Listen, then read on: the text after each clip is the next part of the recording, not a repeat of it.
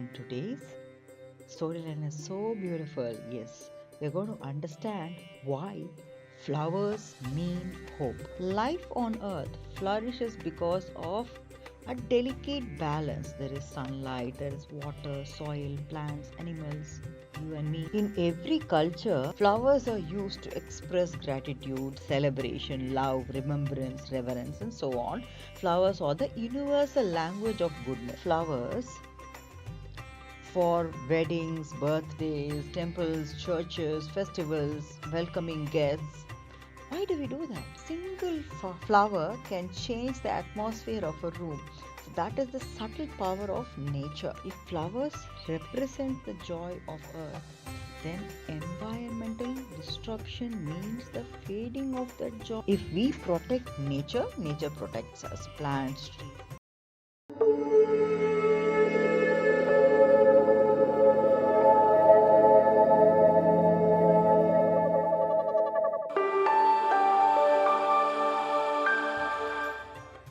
Om Namah Shivaya, Om Namo Narayanaya, Jai Shri Ram, Om Shri Matre Namaha.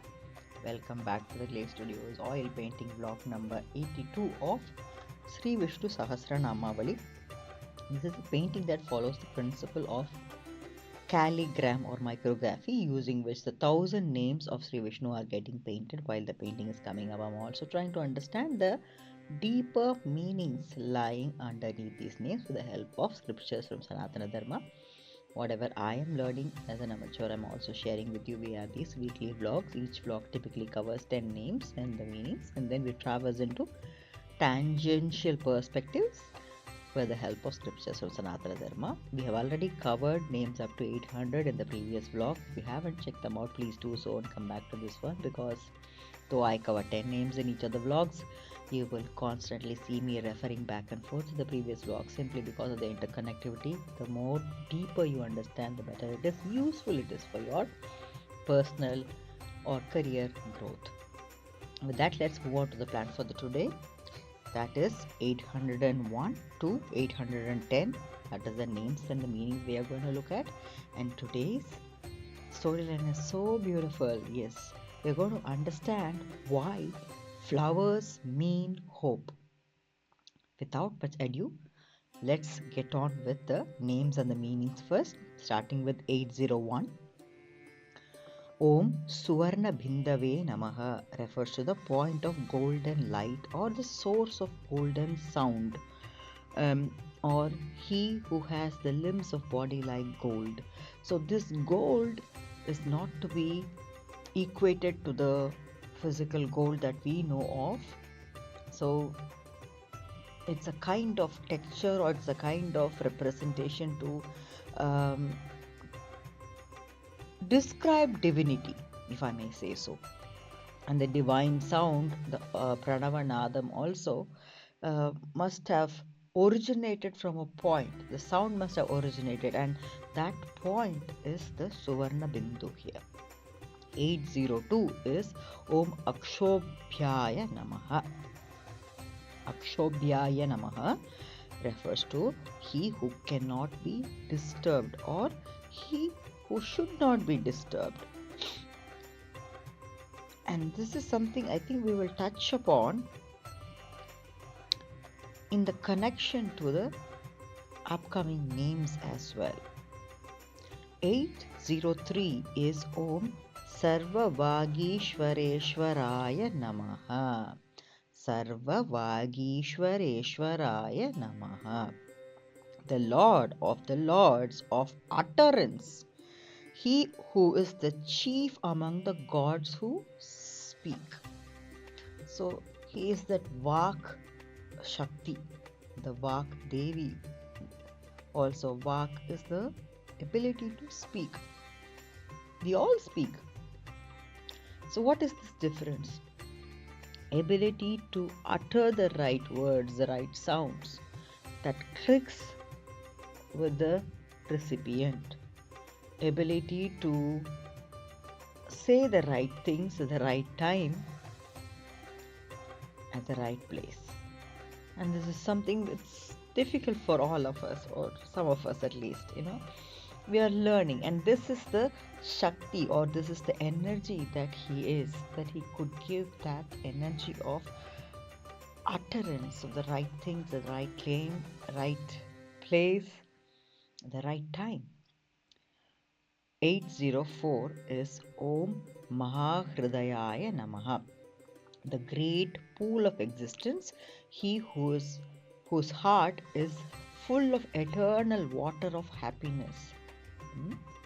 He's a Mahasagaram. The Hridayam, the heart itself, is such a broad expanse. It's a pool of this happiness. 805 is Om Mahagartaya Namaha, refers to the great pit, or he who is the Lord of illusion. And here I personally wrote down a note that it could be referring to the black hole as well. 806 is Om Mahabhutaya Namaha, the great manifestation, or he who is spread in all places always. 807 is Om Mahanidhaye Namaha, the great treasure, and he is the great treasure, or he in whom all the wealth is saved, and wealth again is the wealth of wisdom, abundant knowledge. 808 is Om KUMUDΑYA Namaha. KUMUDΑYA Namaha refers to the pleasure of earth, he who makes the earth happy. 809 is Om KUNDARÀYA Namaha, he who brings fragrant flowers to the earth, or he who recognizes the results of good deeds. 810 is Om KUNDAYA Namaha, the jasmine flower, he who gave earth as dana to the Kashyapa, or as Parashurama. That is also another interpretation, but let's just stick to the jasmine flower and the fragrant flower. So we are going to go into that area now that we are done with the 10 names and the meanings. So it's time for us to explore more on why flowers mean hope.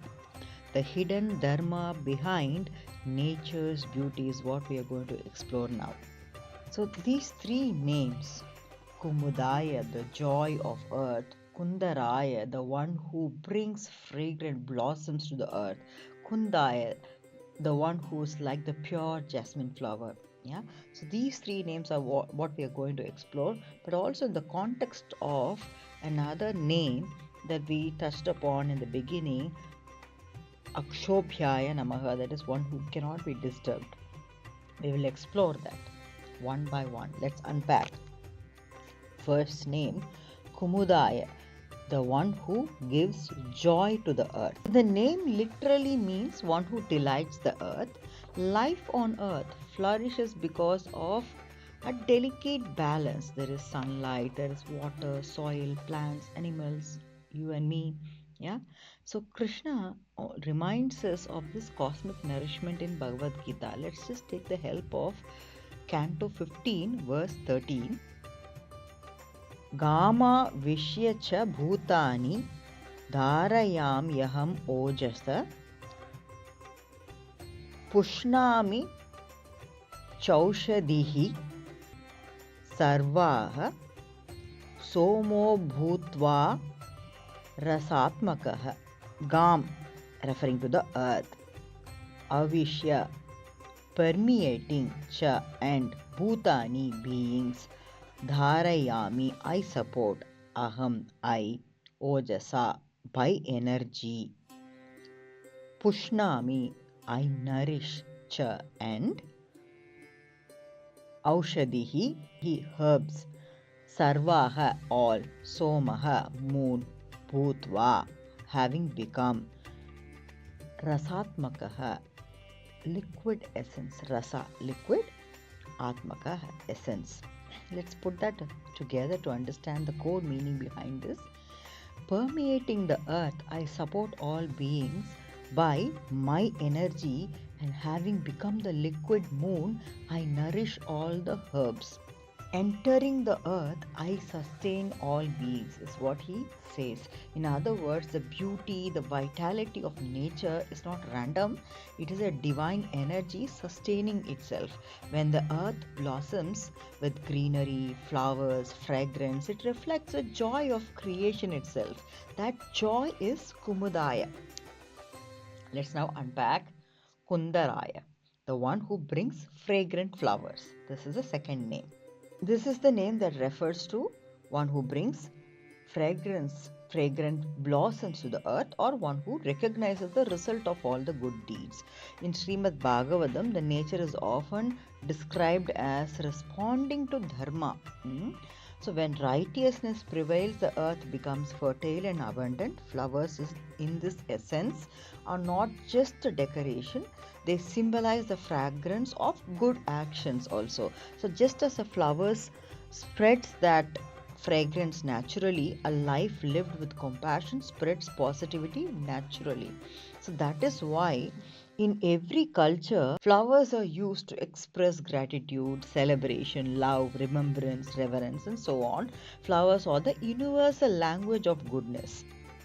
Now let's unpack KUNDÀYA, the purity of the jasmine flower. That's the third name. The jasmine is known for two qualities: its pure white color and the subtle fragrance.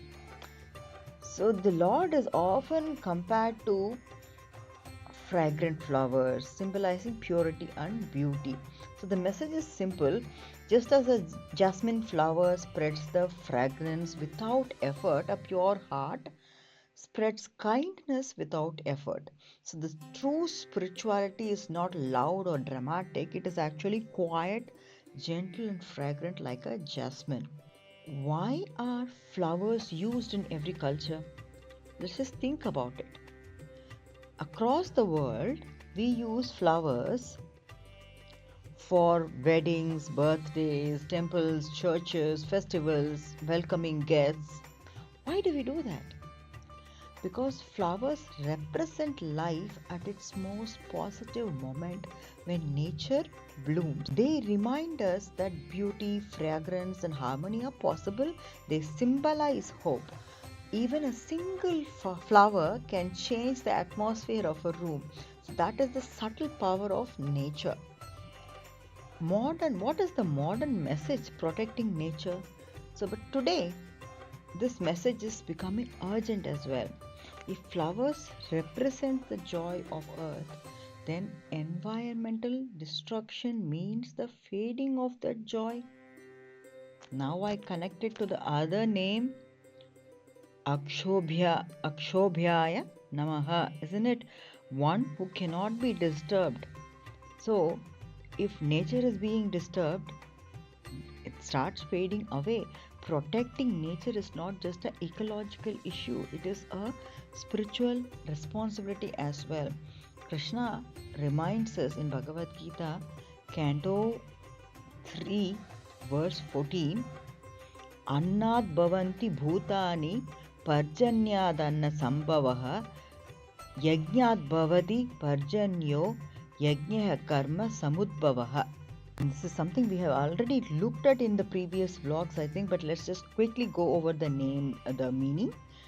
Annat, from food, bhavanti, come forth, bhutani, beings, parjanyat, from rain, anna sambhavaha, food is produced, the anna referring to the food, and sambhavaha is produced.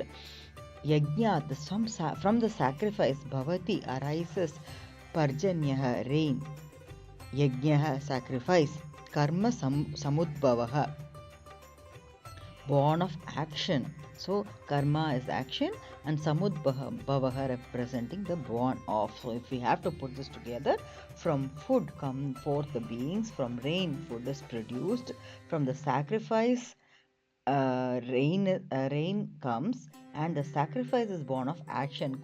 I think this is a cycle we also looked at in one of the vlogs. If we protect nature, nature protects us. Plants, trees, planting the trees and preserving the biodiversity, reducing the pollution, these actions are modern forms of dharma. So in summary, these three names, KUMUDÀYA, KUNDARÀYA, KUNDÀYA, reminds us that the divine expresses himself through joy, fragrance, and the purity of nature. Every flower we see is a quiet reminder: protect the earth and the life will continue to bloom. With that, I bring the session to a close. Hope you found this useful. Please do share your feedback in the comment section. Until we meet in the next session, stay blessed, stay happy, stay healthy, and stay motivated. Thank you. Bye-bye.